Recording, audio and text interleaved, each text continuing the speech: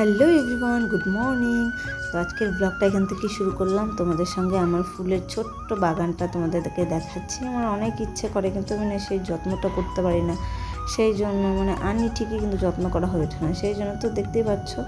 আর আজকে মা বাড়িতে নেই, একটু গেছে বাইরে বাবুর সঙ্গে। তো আমি এখন একটু রান্নাটা করে নেব।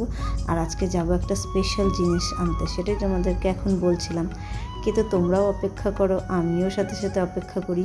তো আমি তো খুব এক্সাইটেড। তো রান্না বান্না করার পর এখানে দেখতে পাচ্ছ জল নিয়েছিলাম। আর আমি রান্না করেছি আজকে মাটির চুলোতে, উনানে রান্না করেছি। তো আমি হাফ করেছি, তারপরে মা এসে করেছে। আর আমি স্নান দান করে রেডি হয়ে গেছি দাদার সঙ্গে যাব বলে। এই জিনিসটা আমি রান্না করেছি, লাউ ভাজা, ভাত, আর তারপরে মা মাছের ঝোল রান্না করেছে। আর আমি রেডি হয়ে পড়েছি, দেখতেই পাচ্ছ।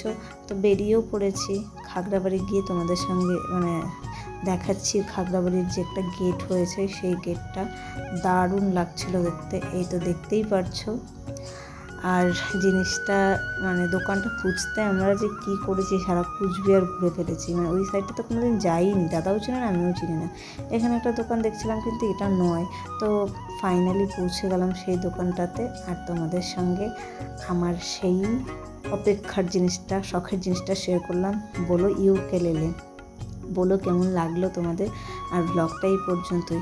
আর আজকে অনেক দিন পর আইসক্রিম খেয়েছি, জিজু এসেছিলো তো নিয়ে এসেছি। আর ভিডিওটা কেমন লাগলো জানাবে, ভালো লাগলে like, comment, share and subscribe করতে ভুলবে না।